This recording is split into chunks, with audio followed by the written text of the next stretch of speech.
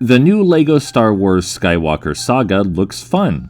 The combat looks more engaging, I always love LEGO open worlds, and in general it gives me real Disney Infinity vibes. But I'm not going to own it now, or even in the next few years, probably.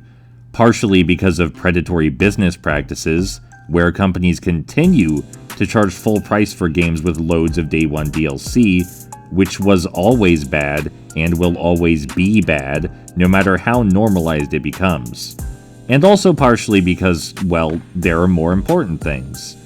There's so much art in the world, so much of it that I own and haven't even gotten to yet.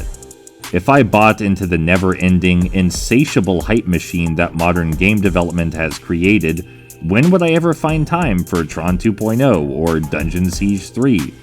Both games I'm immensely enjoying.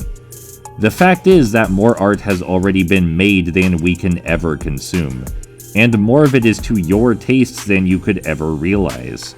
There are countless great third-person shooters and beat-em-ups and 3D platformers that I've not yet played, and I tend to travel backwards in my search for new content rather than forward. This leads to some surprising revelations.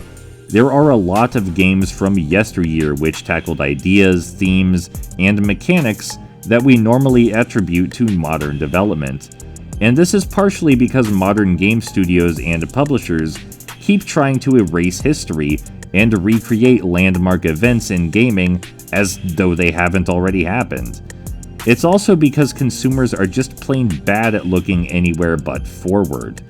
There's some actually life-changing gaming experiences in the past, and playing games from all generations enables us to better grasp a more complete picture of our medium's history and evolution, opening our mind and hearts to new experiences.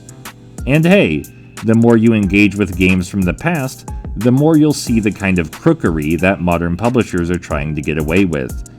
You used to own the games you bought, for example, and even multiplayer-focused online games didn't just die forever when the devs shut down the services.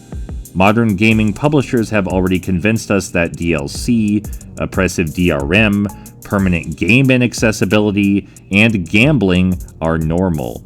I'm sure within my own lifetime there will be many people who think you have to be connected to the internet to play any game, multiplayer or otherwise.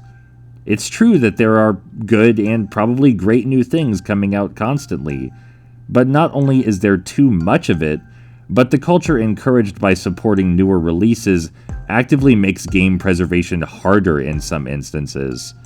I've always wondered why people are obsessed with new things, but it's become more obvious now as someone with at least a small stake in creating content for others. There's a narrative that's constantly pushing new things, because that's what's profitable. And to be part of a conversation, you have to engage with new things. That's what everyone's chasing, and that's the only place you can be heard. It creates an unfortunate loop, sucking us into the abyss and further away from decades of valuable gaming history. So I'll get to LEGO when I'm good and ready.